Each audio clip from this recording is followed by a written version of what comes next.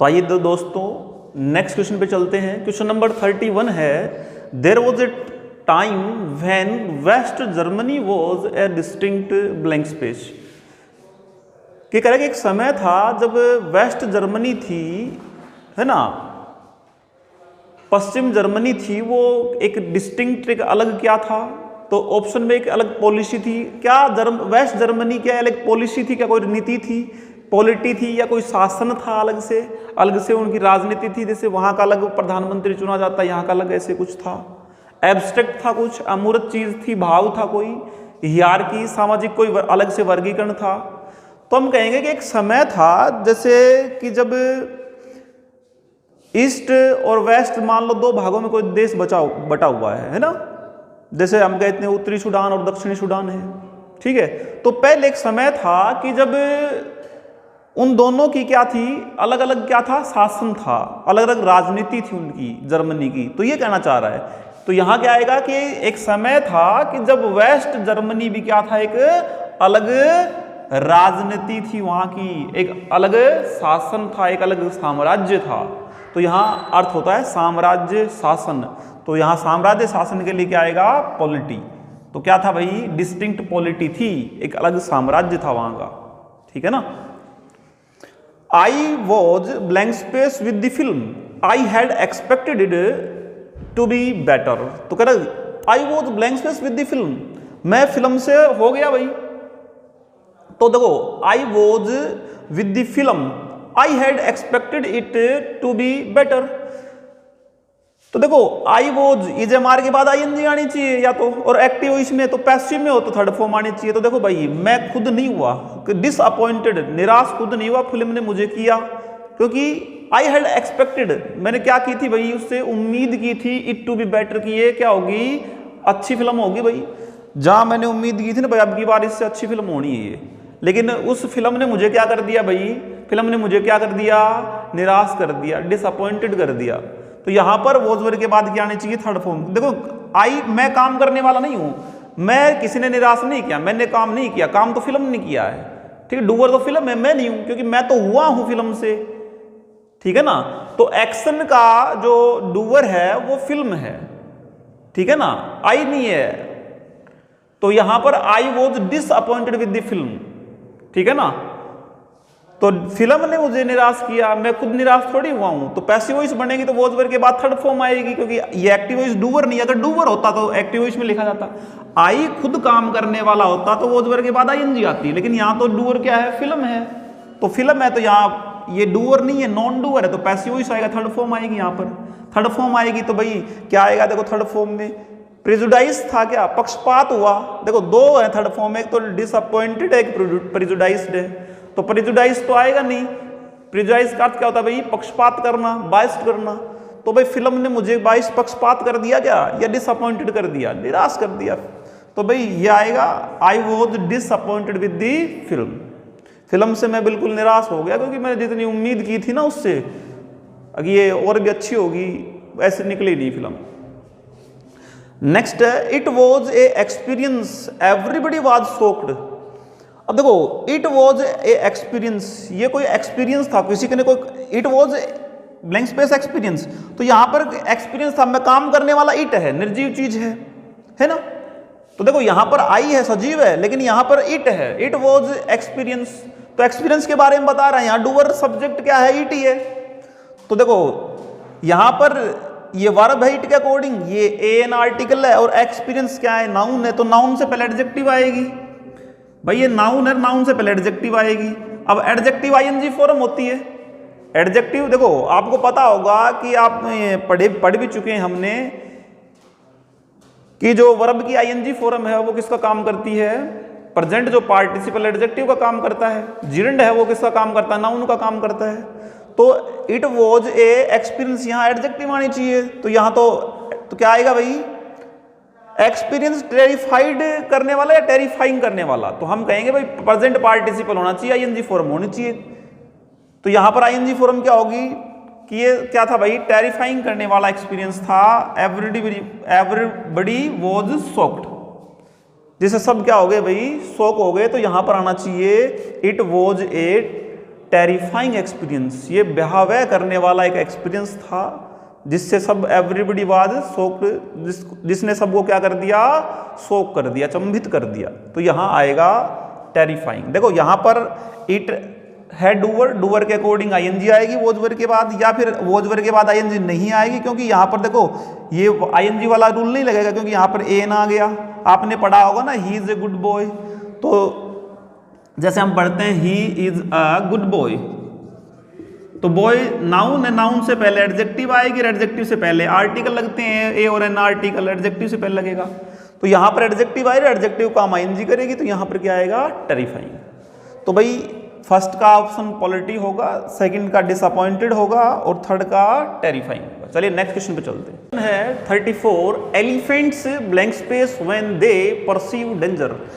जो एलिफेंट्स है ना वो क्या करते हैं जब उनको खतरा महसूस होता है, परसीव का अर्थ होता है महसूस होना, जब उनको खतरा महसूस होता है तो वो क्या करते हैं। तो भाई एलिफेंट्स की जो, भाई एलिफेंट्स खतरा होगा तो हर जो जानवर है वो क्या करता है भाई, आवाज़ निकालता है। तो एलिफेंट्स की जो आवाज़ है वो क्या कहलाती है, ट्रम्पेट कहलाती है। ठीक है ना, क्या करती है भाई, ट्रम्पेट कहलाती है। तो elephants trumpet when they perceive danger. तो एलिफेंट्स क्या करते हैं भाई, ट्रम्पेट करते हैं। एलिफेंट्स जो बोलते हैं वो क्या करेंगे भाई, ट्रम्पेट। जिसे जो स्पैरो है वो चिरपिंग करती हैं, चिड़िया चहचहाती हैं, इसी प्रकार से जो एलिफेंट्स है ट्रम्पेट करते हैं। ठीक है ना। नेक्स्ट क्वेश्चन है, the first film on Tagore was such a success that now they are going to make a blank space. कह कि एक फिल्म बनाई उसने टैगोर पे। टैगोर पे क्या बनाई film, that film, the first film, पहली फिल्म किस पे भाई, टैगोर पे। वो सच ए सक्सेस, वो इतनी सफल हुई, इतनी सफल फिल्म थी कि दैट नाउ, कि अब वो क्या कर रहे हैं, देखो पास्ट की बात, पहले फिल्म बनाई थी फर्स्ट फिल्म, वो सक्सेस हुई उनकी। अब कह रहे कि नाउ, अब क्या कर रहे हैं, they are going to make a, अब तो अब क्या करने जा रहे हैं, वो दूसरी बनाने जा रहे हैं। तो यहाँ पर जो मीनिंग जो निकल रहा है वो ये कि हमने जैसे हम मूवी देखते हैं कि जैसे रेस 1, रेस 2, धूम 1, धूम 2, धूम 1 जो है ना सुपर हिट गई तो धूम 2 निकालेंगे, रेस 1 गई तो रेस 2 निकालेंगे। इसका मतलब उसी फिल्म की अगली कड़ी निकालेंगे, हम क्या करेंगे, अगली कड़ी निकालेंगे, उसको आगे बढ़ाएंगे। धूम 1 की फिल्म है, उसके बाद एक कड़ी और जोड़ के धूम 2 हो गई। ठीक है, तो इसका मतलब क्या है कि हम कड़ी की बात कर रहे हैं कि इतना पहली फिल्म है वो इतनी सक्सेस हुई, सफल हुई कि अब वो क्या बनाने जा रहे हैं, कि अगली कड़ी बना रहे जाएं उसी नाम पर, उसी फिल्म पर, टैगोर के नाम पर ही। तो यहाँ पर बात कर रहे हैं कड़ी की, तो यहाँ पर अगला पार्ट की बात कर रहे हैं। कड़ी का मतलब होता है पार्ट, तो सीक्वल आएगा यहाँ पर, क्या आएगा, सीक्वल। सीक्वल का मतलब पार्ट, तो यहाँ आएगा they are going to make a sequel. Sequel का मतलब नेक्स्ट पार्ट। ठीक है। The United Nations had blank space 2020 as the international year. ठीक है ना, 2020 को क्या मना रहे हैं, international year of plant health. प्लांट हेल्थ के लिए यूनाइटेड नेशन ने क्या कर दिया है, वो डिक्लेयर कर चुकी है 2020 को कि भाई प्लांट हेल्थ के लिए वो क्या है, इंटरनेशनल, राष्ट्रीय वर्ष है। ठीक है, अंतर्राष्ट्रीय वर्ष के रूप में क्या कर दिया, उसको घोषित कर दिया। तो देखो जब भी कोई संस्था किसी चीज़ को डिक्लेयर की जाती है तो उसको हम डिक्लेयर्ड बोलते हैं, घोषित करना बोलते हैं। तो देखो रूल्ड नहीं आएगा, तो यूनाइटेड नेशन रूल थोड़ी करती है 2020 पे, रूल्ड नहीं किया, शासन नहीं किया, ऑर्डर 2020 को ऑर्डर नहीं दिया, फोरटोल्ड भविष्यवाणी नहीं की, अरे भविष्यवाणी थोड़ी करती है। तो 2020 को क्या किया, डिक्लेयर कर दिया। 2020 है ना, उसने लगाया होगा भाई कि 2020 में जो है प्रदूषण कम हुआ होगा, है कि नहीं, पॉल्यूशन कम हुआ है, तो इसलिए उसको 2020 को क्या कर दिया, इंटरनेशनल ईयर प्लांट हेल्थ के लिए डिक्लेयर कर दिया, घोषित कर दिया। तो हैज के बाद थर्ड फॉर्म आएगी, हेड के बाद थर्ड फॉर्म, तो यहाँ डिक्लेयर हो जाएगा आंसर, घोषित कर दिया। नेक्स्ट है भाई, my brother is blank space punctual but he is late today. अब कह रहे कि जो मेरा भाई है ना वो इज पंक्चुअल, वो बेसिकली क्या है, वो क्या है कि पंक्चुअल है, समय का पाबंद है, हर काम समय पर करता है, पंक्चुअल है। ठीक है, नियमित है। तो मेरा जो ब्रदर है वो नियमित है, लेकिन कह रहा है कि but he is late today, वो हमेशा पंक्चुअल रहता है, अपने समय पर रहता है। लेकिन आज देखो दो कॉन्ट्रास्ट है, कॉन्ट्रास्ट को जोड़ने के लिए बट का प्रयोग करते हैं, लेकिन बट कह रहा है कि ही इज लेट टुडे, लेकिन आज लेट है। इसका मतलब क्या रहा कि but he is late today, आज लेट है लेकिन और दिनों तो क्या रहता है वो, और दिनों तो क्या रहता है, पंक्चुअल रहता है, नियमित रूप से रहता है। तो देखो नॉर्मेटिवली आएगा क्या, नॉर्मेटिवली तो नहीं आता है। प्राइमरली प्राथमिक रूप से पंक्चुअल है क्या ना, प्राथमिक रूप से पंक्चुअल भी। नॉर्मली, नॉर्मली का मतलब जनरली, कि जनरली जो साधारण रूप से वो क्या होता है, पंक्चुअल होता है, तो नॉर्मली आ सकता है साधारण रूप से। नॉर्मली का मतलब जनरली, अक्सर। बेसिकली का मतलब मूलभूत रूप से, तो देखो बेसिकली नहीं होता, मूलभूत रूप से। तो यहाँ पर मूल रूप से कोई एक्शन थोड़ी होता है, ये तो उसकी आदत है, तो आदत के लिए आप जनरली क्या यूज करते हैं, नॉर्मली। और नॉर्मली का अर्थ होता है जनरली, क्या, जनरली। जनरली का मतलब ऑफन, वो प्राय, जनरली का मतलब होता है नॉर्मली, ऑफन, प्राय वो क्या था, क्या रहता है, पंक्चुअल रहता है, नियमित रहता है, लेकिन आज वो क्या है, परंतु आज वो लेट है। तो यहाँ आएगा नॉर्मली, या आप इसको बोल सकते हो जनरली, ठीक है ना। जनरली पंक्चुअल रहता है, नॉर्मली पंक्चुअल रहता है, लेकिन आज वो लेट है। तो यहाँ पर जो सही आंसर बैठता है इसका वो नॉर्मली आएगा, ठीक है ना। चलिए आगे नेक्स्ट क्वेश्चन पे चलते हैं। नेक्स्ट क्वेश्चन है 38, my son is very blank space he trust everyone. कह रहा है कि मेरा जो बेटा है ना वो कैसा है, उसकी ऐसी कुछ आदत होगी कि हर किसी पर विश्वास कर लेता है। इसका मतलब वो कैसा है, भोला है, कान का कच्चा है, मतलब भोला भाला है, जो भी उसको धोखा देना चाहे दे सकता है, क्योंकि वो हर किसी की बात पर विश्वास कर लेता है, हर आदमी पे विश्वास कर लेता है। तो मैं कहूँगा माई सन इज वेरी फॉलिबल है, क्या गलती करने वाला है। फॉलिबल का मतलब क्या होता है, जो गलती करे, गलती में पड़े। गलीबल का मतलब भोला है, क्रेडुलस है। गुलीबल का मतलब होता है दैट कैन बी डिसीव्ड, जिसको धोखा दिया जा सके। तो ये कह रहे कि गुलीबल है, इसको धोखा दिया जा सकता है। तो कह रहे कि माई सन इज वेरी गुलीबल, मेरा बेटा बड़ा भोला है, गुलीबल है। तो यहाँ आएगा भोला है, क्योंकि क्या कर लेता ही, ट्रस्ट एवरीवन, वो हर किसी पे विश्वास कर लेता है, इतना भोला है बेटा। तो यहाँ आएगा गुलीबल।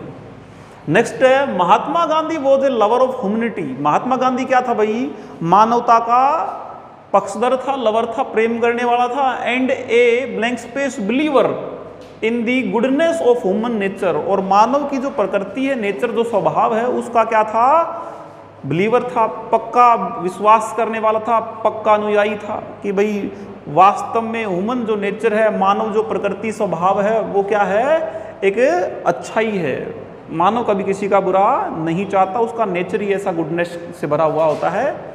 तो हम क्या कहें, तो गांधी जी क्या था, एक कैसा समर्थक था, स्टोन्च। स्टोन्च का मतलब होता है पक्का। स्टोन्च का मतलब क्या होता है, पक्का, कट्टर। पावरफुल का मतलब शक्तिशाली था, चीरफुल खुश था, होपफुल आशावादी था। तो हम कहेंगे कि गांधी जी है, महात्मा गांधी एक लवर था ह्यूमैनिटी का, मानवता का एक प्रेमी था, एंड एक क्या था, कड़ा पक्का समर्थक था, विश्वास करने वाला अनुयायी था। तो यहाँ आप कहेंगे बिलीवर था, विश्वास करने वाला था। तो कैसा विश्वास करने वाला, किसी बात पे तो हम विश्वास करें तो किस पूरे 100% विश्वास करने वाला, इसका मतलब पक्का। तो यहाँ आएगा स्टोन्च, क्या आएगा भाई, स्टोन्च, पक्का विश्वास करने वाला था, स्टोन्च था, ठीक है ना। तो स्टोन्च आएगा यहाँ। I wish I her before we met. देखो जब भी सेंटेंस स्टार्ट हो, I wish, he wishes, she wishes, काश मैं ये जो होता, काश वो ये होता, ये सब क्या होते हैं, कंडीशनल सेंटेंस होते हैं, इमेजिनरी सेंटेंस जिसको हम बोलते हैं। क्या होते हैं, पास्ट की इमेजिनरी कंडीशन, कल्पना वाले वाक्य होते हैं। कल्पना वाले वाक्यों में सेकंड फॉर्म का प्रयोग किया जाता है। जैसे मैं कहूँ आई wish I were prime minister of India, ठीक है ना। या आप कहें I if I were A prime minister of India. या मैं कहूँ सी विशेज, देखो सी विशेज लड़की के बारे में, सी विशेज सी वर ए बर्ड, उसकी इच्छा है कि वो एक बर्ड होती, पक्षी होती। तो देखो इस प्रकार से जब भी ये होते हैं आई विश, तो ये सब कल्पना होती हैं, क्या होती हैं, इमेजिनेशन होती है, कल्पना। कल्पना वाले वाक्यों में सेकंड फॉर्म का प्रयोग करते हैं। देखो या तो कल्पना वाले वाक्य में वर्ब की सेकंड फॉर्म आएगी अकेली, या अकेला हेड। अकेला हेड का मतलब भी है जाओ की सेकंड फॉर्म है, ये क्या है भाई, है जाओ की सेकंड फॉर्म। या अकेला वर, अकेला वर भी बी की सेकंड फॉर्म है। तो आप कह सकते हो कि सेकंड फॉर्म आएगी। सेकंड फॉर्म का मतलब या तो सेकंड फॉर्म या अकेला हेड, हेड के बाद थर्ड फॉर्म नहीं, थर्ड फॉर्म लगा दोगे तो हेड हेल्पिंग वर्ब बन जाएगा। अकेला हेड का मतलब ये सेकंड फॉर्म है जाओ की, या अकेला वर आएगा। जैसे बी की second form, be is am are first form होती है, वो वर सेकंड फॉर्म, तो ये भी सेकंड फॉर्म है। तो यहाँ पर सब्जेक्ट सिंगुलर हो या प्लूरल, देखो या सब्जेक्ट आई वी दे कुछ भी हो, ठीक है ना, सबके साथ जो सेकंड फॉर्म जो होती है इमेजिनरी सेंटेंसेस के अंदर सभी के साथ वर लगती है। ही होता तब भी वर, आई है तो भी वर, दे है तब भी वर, तो यहाँ पर आएगा सेकंड फॉर्म आएगी। तो देखो अब सेकंड फॉर्म वर तो नहीं है, तो second form know, knew, known, ये भी सेकंड फॉर्म ही तो है। तो यहाँ आंसर क्या हो जाएगा? न्यू। क्या आएगा भाई? न्यू। नेक्स्ट है, अब भाई एरर बताने हैं। You don't have a monopoly on suffering, कह रहा है कि आपका ही अधिकार नहीं है कि आप समस्याएं उत्पन्न हो। समस्याएं ऐसा नहीं है कि आप पर ही आती हैं, मतलब आपका ही सफरिंग पर अधिकार नहीं है कि पीड़ाएं जो है मैं ही झेलता रहूं। कह रहे कि other people don't have problems too, ऐसा नहीं है कि दूसरे लोगों को क्या प्रॉब्लम्स नहीं है भाई। प्रॉब्लम्स, सफरिंग ऐसा नहीं है कि पीड़ा तुम पर ही आ रही है, बल्कि अदर दूसरे लोगों पर भी पीड़ा आ रही है। कहने का अर्थ क्या है कि यहाँ जो है सुपरफ्लोस वर्ड है, ये बात ऐसे बोलनी चाहिए, अटपटी सी बात लग रही है, ऐसे होनी चाहिए कि ऐसा नहीं है कि पीड़ा, ये समस्याएं आप पर ही हैं, बल्कि ये समस्याएं तो दूसरों पर भी हैं, है ना, दूसरों पर भी हैं ये समस्याएं। तो यहाँ तो होगा दूसरों, अदर पीपल नहीं है समस्याएं, है ना, दूसरे लोगों को समस्याएं नहीं हैं, समस्याएं दूसरों को भी हैं। देखो टू का मतलब होता है भी, इसका मतलब जहाँ ये है तो वही सेंटेंस वो होगा, तो यहाँ डोंट लगाने की जरूरत है ही नहीं, क्योंकि ये सुपरफ्लोस हो जाएगा, नेसेसरी नहीं है। जो चीज़ नेसेसरी नहीं, इसका मतलब रिडंडेंट वर्ड है ना, मोर देन रिक्वायर्ड वर्ड है। तो यहाँ रिक्वायरमेंट नहीं है डोंट की नेगेटिव बनाने की। टू से जो जुड़ा हुआ सेंटेंस, जो जनरली टू किसका मीनिंग देता है? नेगेटिव मीनिंग कन्वे करता है ना। जैसे he is too weak to walk, he is too weak to walk, is too weak का मतलब है is not enough strong, he is not enough strong, वह इतना ज़्यादा स्ट्रॉन्ग नहीं है। टू वीक का मतलब ज़्यादा ही कमज़ोर है, मोर देन रिक्वायर्ड, जितना नहीं होना चाहिए, जितना नहीं होना चाहिए। तो यहाँ पर कह रहा है कि you don't have a monopoly on suffering, other people have problems too. ऐसा नहीं है कि समस्याएं पर, जो समस्याएं हैं उस पर आपका ही अधिकार कि आपको ही मोनोपोली है कि आप पर ही जो है ना समस्याएं आती हैं, बल्कि दूसरे जो लोग हैं उनको भी प्रॉब्लम्स होती हैं, समस्याएं होती हैं। तो यहाँ पर डोंट का प्रयोग जनरली नहीं करेंगे। तो यहाँ डोंट नहीं आएगा, तो यहाँ आ जाएगा सी। तो ये सही सेंटेंस बन जाएगा, you don't have a monopoly on suffering, other people don't have की जगह हैव हो जाएगा, other people have problems too. अन्य लोगों को भी, दूसरे लोगों को भी समस्याएं होती हैं, प्रॉब्लम्स होती हैं, ऐसा नहीं है कि आप पर ही आई सफरिंग। तो कह रहा कि if you say that someone you admire, देखो इफ़ यू से दैट, यदि आप कहते हैं कि समवन यू एडमायर, किसी को यू एडमायर, आप किसी की प्रशंसा कर रहे हैं, ठीक है ना। तो देखो someone as fit of clay, ये देखो यू के अकॉर्डिंग एडमायर वर्ब है, यू एडमायर, यू सब्जेक्ट है, इसकी वर्ब है, तो ये इसके लिए someone as fit of clay, someone as fit of clay. देखो if you say that you someone has fit of clay you admire, ये ऐसा था क्वेश्चन, ये होनी चाहिए थे ऐसे, someone has fit of clay you admire. इसका मतलब क्या है, आप किसी की प्रशंसा कर रहे हैं तो उसको फिट ऑफ क्ले है, उस फिट ऑफ क्ले का मतलब उस आदमी की कमजोरी होती है, वीकनेस होती है, तभी आप उसकी, देखो आप किसी की प्रशंसा क्यों करेंगे? प्रत्यक्ष को प्रमाण की जरूरत नहीं है, हमें किसी की प्रशंसा करने की जरूरत नहीं है। मैं आपसे पूछूं बार बार कि मेरे चैनल को सब्सक्राइब करिए, ठीक है ना, लाइक करिए, अगर मैं वास्तव में अच्छा पढ़ा रहा हूं तो मुझे बताने की जरूरत नहीं, अपने आप ही कर दोगे। अगर मैं ये बोल लूँगा तो इसका मतलब मेरे वीकनेस है, मैं आपसे कुछ करवा रहा हूँ बोल के। अरे एक बात और लेके चलते हैं, हम किसी का रिश्ता करवाते हैं, है ना, तो हम बोलते हैं भाई छोरो तो बहुत अच्छा है ना, ये है वो है, अपने लड़के के बारे में हम क्यों प्रशंसा करेंगे? अगर वास्तव में अच्छा होगा तो समाज वाले हैं, आस पड़ोस वाले, नेबर अपने आप बता देंगे भाई ये लड़का अच्छा है कि नहीं, अपने आप पता लग जाएगा। तो देखो आप किसी की प्रशंसा कर रहे हो, इसका मतलब तो शायद उसकी वो कमजोरी, तभी आप उसकी प्रशंसा कर रहे हो। कि देखो हम किसी रेडी पे भी जाते हैं ना, तो हिले मारने की, रुक के मारने की जरूरत उसी को होती है जिसके पास माल जो है 2 दिन पुराना है। अगर जिसके पास माल अच्छा है तो वो अपने आप लेने चल जाएंगे उसके पास, उसके एडमायर करने की जरूरत नहीं, भाई मेरा माल अच्छा है ताज़ा ले जाओ। अरे जिस आदमी ने यूज करके देख रखा है कि यहाँ अच्छा माल प्राप्त होता है वो वहीं जाएगा, है कि नहीं। तो कह रहा है कि if you say that someone you admire has fit of clay, तो उसकी क्या होता है, वो कमजोरी होती है।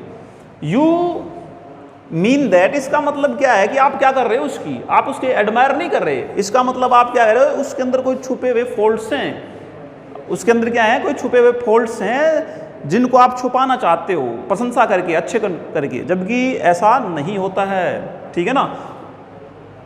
तो if you say that someone you admire has feet of clay, you mean that they have hidden faults. तो दे हैव हिडन फॉल्ट्स या समवन के अकॉर्डिंग आया भाई। अरे देखो someone has feet of clay, किसी की वो कमजोरी होती है, समवन का मतलब किसी वन की। तो समवन जो सिंगुलर वर्ड है, समवन कैसा है, एक सिंगुलर प्रोनाउन है, तो इसके स्थान पर भी हम जब पर्सनल प्रोनाउन यूज करते हैं वो सिंगुलर ही यूज करते हैं। तो समवन हैज हिडन फॉल्ट्स आएगा, तो समवन की जगह दोबारा समवन तो लिख नहीं सकते, तो इसकी जगह आप प्रोनाउन यूज करेंगे, पर्सनल प्रोनाउन यूज करेंगे, तो क्या यूज करेंगे भाई, दे की जगह ही, और ही सिंगुलर है तो यहाँ भी क्या आएगा, हैज। तो यहाँ आएगा, इसका मतलब है कि ही हैज हिडन फॉल्ट्स। तो यू मीन दैट, तो आप उसकी प्रशंसा कर रहे हैं, इसका मतलब ये हुआ कि ही हैज हिडन फॉल्ट्स, कि उसकी क्या है भाई, कुछ हिडन क्या है, दोष हैं, कुछ छुपे हुए उनके अंदर दोष हैं, इसलिए कमियां, इसलिए आप उसकी प्रशंसा कर रहे हो, है कि नहीं। अब देखिए नेक्स्ट, तो यहां पर भाई ये हो जाएगा ऑप्शन सी इसका, ही है जाएगा। नेक्स्ट है he refuse to change his decision, he refuse it point out, he refuse it point out. तो देखो भाई पहला कि ही रिफ्यूज टू चेंज, उसने मना कर दिया टू चेंज, परिवर्तन के लिए, बदलने के लिए, भाई मैं तो नहीं बदलूंगा, क्या नहीं बदलूंगा, हिज डिसीजन, अपना डिसीजन निर्णय है वो नहीं बदलूंगा। ही ने क्या कर दिया, इसको रिफ्यूज कर दिया, मना कर दिया भाई। अब देखो एक चीज याद रखो, रिफ्यूज्ड भी वर्ब है ना, चेंज भी वर्ब है। अब जो वर्बें एक साथ आती हैं तो वो दूसरी जो वर्ब है वो क्या होगी, नॉन फाइनाइट वर्ब होगी, या तो इन्फिनेटिव होगी या फिर जीरंड होगी। ठीक है, नॉन फाइनाइट जो वर्ब है या तो इन्फिनेटिव, जीरंड या पार्टिसिपल ऐसे यूज होंगे। तो दो वर्ब एक साथ है तो दूसरी जो वर्ब है वो किस रूप में होगी, या तो बेयर इन्फिनेटिव, टू इन्फिनेटिव, या प्रेजेंट पार्टिसिपल, या पास्ट पार्टिसिपल, या जीरंड होगी, है कि नहीं। तो इसी प्रकार देखो एक सेंटेंस यहाँ खत्म हो गया, ठीक है ना। तो देखो जब हम इस सेमीकोलन का प्रयोग करते हैं तो उसके बाद में दूसरा सेंटेंस, दो सेंटेंसेस को, दो क्लॉजेज को जोड़ने के लिए करते हैं। तो कह रहा कि he refused it pointing out, he refuse it pointing out, मैंने कोई निर्णय लिया है उसकी तरफ मैं इशारा करते हुए क्या करूंगा, मना कर दूंगा। ठीक है, तो देखो यहाँ पर रिफ्यूज्ड है और उसके बाद वर्ब है पॉइंट आउट। तो देखो he refused it, he refused it का मतलब मना करने के लिए, चेंज करने के लिए, डिसीजन के लिए क्या कर दिया उसने, मना कर दिया। तो ही रिफ्यूज्ड इसका ऑब्जेक्ट है। अब ऑब्जेक्ट है तो ये जो चीज़ है ये कुछ आनी चाहिए, तो पॉइंट आउट एक वर्ब है ना। तो वर्ब की भी कौन सी फॉर्म होंगी, या तो इसको हम फाइनाइट वर्ब के रूप में लिखेंगे या नॉन फाइनाइट वर्ब के रूप में लिखेंगे, ऐसे लिखना पड़ेगा हमें, ठीक है ना।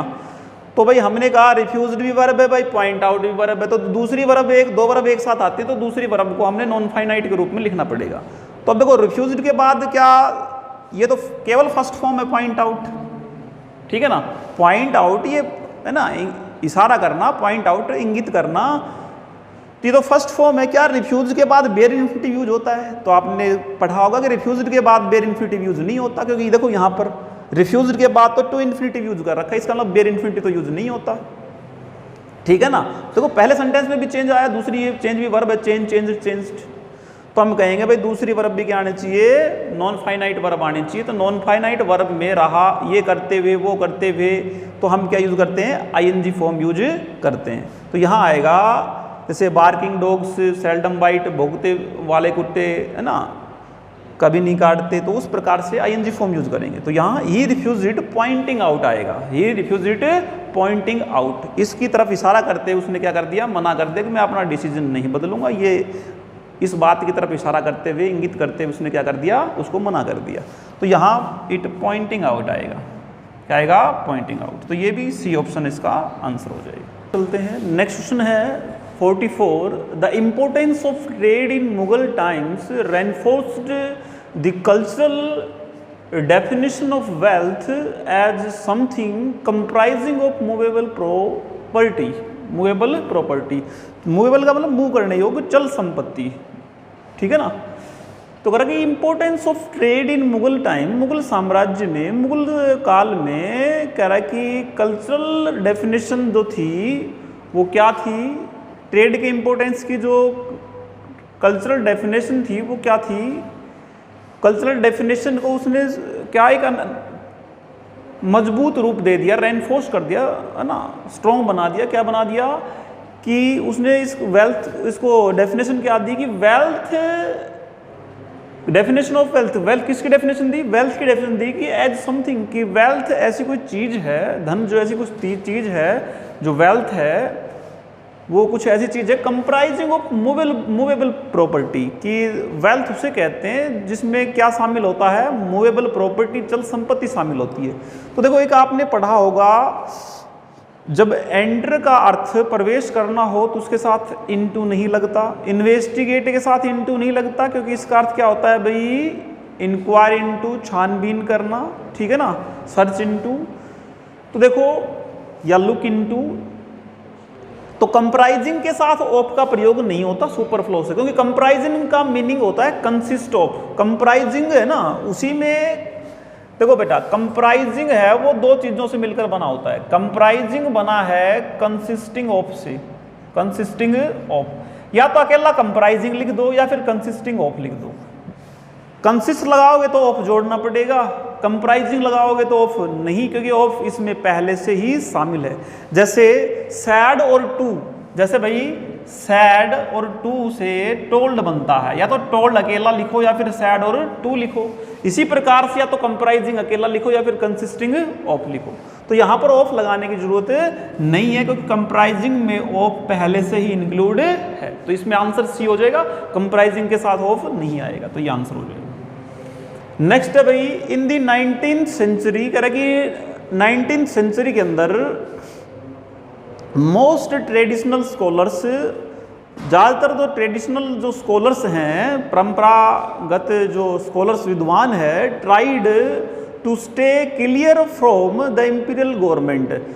साम्राज्य के जो सरकार है, साम्राज्य से रिलेटेड है ना, गवर्नमेंट से रिलेटेड जो है, उससे कह रहे हैं 19वीं सदी के अंदर जो मोस्ट ट्रेडिशनल स्कॉलर्स ने क्या किया?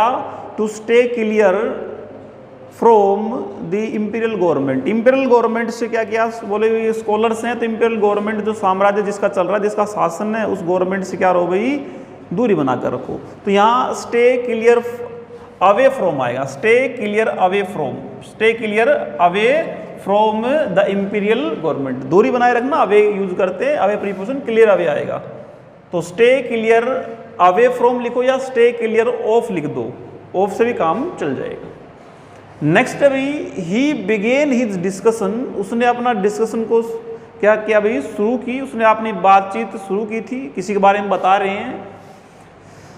बाय पॉइंटिंग ओवर, किसी पर बात पर चर्चा करते हुए, दैट कि मैन एंड वुमेन, पुरुष और महिलाएं, women, had different biological function, कि पुरुषों के और महिलाओं के अलग अलग क्या होते हैं? जैविक क्रियाएं होती हैं, गतिविधियां होती हैं, जैविक फंक्शंस होते हैं। तो देखो क्या अलग अलग जैविक फंक्शन तब थे या अब भी हैं? आदमी के और औरतों के, महिलाओं और औरतों के जो जैविक जो फंक्शंस थे, क्या उस समय अलग थे, अब अलग हो गए? नहीं भाई, जैविक फंक्शन तो, बायोलॉजिकल फंक्शन तो तब भी उसे थे, अब भी हैं, आगे भविष्य में भी ऐसे रहेंगे। तो आपने एक रूल पढ़ा होगा टेंस में कि सेंटेंस का कोई भी पार्ट, प्रेजेंट, पास्ट, किसी में भी हो, लेकिन जिस पार्ट में यूनिवर्सल ट्रुथ है, ठीक है ना, इटर्नल फैक्ट है, जो हमेशा समान रहता है, जो चेंज नहीं होता, ठीक है ना, या प्रोवर्ब्स हैं वो हमेशा प्रेजेंट में लिखी जाती हैं, वो चेंज नहीं हो सकती, क्योंकि ये इटर्नल ट्रुथ है, शाश्वत सत्य है। तो यहाँ पर उसने, चाहे वो शुरू करता है या पहले शुरू की, तब भी यही बताएगा, तब भी बायोलॉजिकल फंक्शन क्या थे? डिफरेंट थे, अब भी रहेंगे भी। तो ये यूनिवर्सल ट्रुथ है, ये पास्ट में नहीं लिखा जाएगा, प्रेजेंट में लिखा जाएगा। तो मैन एंड वुमेन हैव आएगा, man and women have different biological functions. Next है भाई, दो he is poor but he is honest, कर कि दो, हालांकि वो गरीब है फिर भी कैसा है? ईमानदार है, गरीब होते भी ईमानदार है। तो देखो जब सेंटेंस दो अल्दो से शुरू होता है, तो जब दूसरा जो सेंटेंस है इसको जोड़ने के लिए बीच में या तो अकेला कोमा आता है, ये कोमा, या फिर यट, एक चीज आएगी, या तो कोमा लगाओ या यट, या तो यट कोमा या फिर यट, एक चीज लगेगी इनमें से एक। अब देखो कोमा लगा हुआ तो यट लगाने की जरूरत नहीं है, और कोई कंजक्शन यूज नहीं होगा, या तो अकेला कोमा लगेगा या अकेला यट लगेगा। तो देखो अकेला कोमा लगा रखा तो बट को लगाने की जरूरत नहीं है, तो बट नहीं आएगा। तो ये आएगा दो he is poor comma he is honest, या फिर लिखो दो he is poor yet he is honest, कोमे को हटाओगे तो यट लिखना पड़ेगा, ठीक है ना। तो ये आंसर हो जाएगा इसका। My mother has been doing everything for the family. अब देखो मेरी माँ वो देखो हैज़ बीन डूइंग उस समय से कर रही है सब कुछ फैमिली के लिए, तो देखो समय इसमें दे ही नहीं रखा, तो my mother has been doing everything for the family, तो देखो इसमें समय नहीं दिया है। तो देखो जब तक टाइम एक्सप्रेसिंग जो वर्ड्स नहीं दिए होते हैं तब तक हम परफेक्ट कॉन्टिन्यूस का प्रयोग नहीं करते हैं। तो इसमें लिखा होना चाहिए कब से, since 2 months, since is birth, for 2 months, for 3 months, for 5 months, ऐसे होना चाहिए। या तो संख्या है तो 4 लगेगा, या फिर होना चाहिए सिंस, जैसे सिंस है ना, since her birth, since her marriage, तो ऐसे लिखना चाहिए कुछ न कुछ कब से। वो समय दिया होता तो ना तो इनमें डेफिनेट समय दिया और ना इनडेफिनेट समय दिया, निश्चित और अनिश्चित पॉइंट ऑफ टाइम और पीरियड ऑफ टाइम दिया ही नहीं है। तो जब पॉइंट ऑफ टाइम या पीरियड ऑफ टाइम निश्चित या अनिश्चित समय ना दिया हो तब हम इसमें परफेक्ट कॉन्टिन्यूस का प्रयोग नहीं करते हैं, क्योंकि इसमें फॉर के बाद फॉर द फैमिली है, ये फॉर टाइम वाला नहीं है, ठीक है, टाइम वाली प्रेपोजिशन नहीं है, पर्पज वाली प्रेपोजिशन है। फॉर पर्पज के लिए भी होता है, के लिए के अर्थ में। तो भाई यहाँ पर my mother has been doing की जगह आएगा my mother is doing everything for the family, ठीक है ना। तो सिंपल परफेक्ट कॉन्टिन्यूस आएगा तो इज डूइंग आएगा, my mother is doing everything for the family. अच्छा इसी देखो दोनों में डिफरेंस क्या होता है, जैसे मैं पढ़ा रहा हूँ तो हम क्या कहूँगा मैं, आई एम टीचिंग, लेकिन इसी में मैं यदि टाइम एक्सप्रेसिंग वर्ड जोड़ दूं तो हमने सिंस और फॉर लगाना पड़ेगा, और हमने टेंस भी परफेक्ट कॉन्टिन्यूस लगाना पड़ेगा। देखो आई एम टीचिंग, लेकिन हम फॉर लिखूं, फॉर 2 मंथ्स लिख दिया मैंने, तो मैंने आई हैव बीन टीचिंग लिखना पड़ेगा, तो मैं बोलूँगा I have been teaching for 2 months, क्योंकि for plus time expressing word दे दिया तो परफेक्ट कॉन्टिन्यूस आएगा, for plus time expressing word नहीं आया तो सिंपल कॉन्टिन्यूस आएगा, यही तो डिफरेंस है भाई। तो ये इज डूइंग आएगा। वैन लर्निंग टू डाइव, जब क्या कर रहे हैं भाई, जब हम सीख रहे हैं क्या गोता लगाना सीख रहे होते हैं तो इट इज़ इम्पोर्टेंट, तो ये इम्पोर्टेंट होता है, महत्वपूर्ण होता है टू रिलैक्स, की आराम करें, है ना। इन बिटवीन का मतलब उस दौरान, उसके बीच बीच में, कि बीच बीच में क्या करें, आराम करें, एंड टेक ब्रेक्स, आराम करें एंड टेक ब्रेक्स का मतलब थोड़ी देर रुकें, तो थोड़ी देर रुक के क्या करें, हम आराम करें। ये इंपॉर्टेंट होता है जब आप गोता लगाना सीख रहे हैं, ताकि आपका सांस ना फूले, ठीक है ना, तो ये इंपॉर्टेंट होता है। तो भाई कह रहे हैं कि वहन लर्निंग, तो देखो लर्न है, नो है, ये वर्ब्स है ना, इनके बाद में जब आप इन्फिनिटिव वर्ब्स लिखते हो, लर्न देखो दोनों वर्ब हैं, लर्निंग भी और डाइव भी, गोता लगाना भी, सीखना भी, तो इसके बीच में जैसे मुझे तैरना आता है, आई नो स्विम नहीं आएगा, I know how to swim आएगा, मैं जानता हूँ कि तैरा कैसे जाता है। तो इसी प्रकार से लर्न के साथ भी अगर दूसरी जो वर्ब लिखेंगे तो हम WH वर्ड लगा के लिखेंगे, तो आप लिखेंगे when learning how to dive, जब आप सीख रहे होते हैं कि कैसे तैरा जाता है, तो ये इंपॉर्टेंट होता है कि हम बीच में रिलैक्स करें और बीच में क्या करें भाई, थोड़ा ब्रेक लें। तो भाई ये आ जाएगा when learning to dive it is important to relax in between and take breaks, तो ये आंसर हो जाएगा हाउ टू डाइव आएगा। I have the opportunity to study in America next year, तो कह रहे हैं कि आई हैव अपॉर्चुनिटी, मेरे पास मौका, जैसे आई हैव एन आइडिया, मेरे पास एक आइडिया है, ठीक है, कि अमेरिका जाने का अगले साल मेरे पास एक अपॉर्चुनिटी है। तो कोई भी एक अपॉर्चुनिटी, देखो कोई, आई हैव एनी अपॉर्चुनिटी, मेरे पास कोई अपॉर्चुनिटी है, तो एनी का सेंस में ए और एन का प्रयोग किया जाता है। जैसे I have an idea to change the life change करने का मेरे पास एक आइडिया हो, तो मैं कहो तो बता दूं आपको, तो एन आइडिया है। तो इसी प्रकार से आप यूज करेंगे, यहाँ पर इंडेफिनिट आर्टिकल का प्रयोग किया जाएगा, आई हैव एन अपॉर्चुनिटी लिखा जाएगा, I have an opportunity to study in America next year.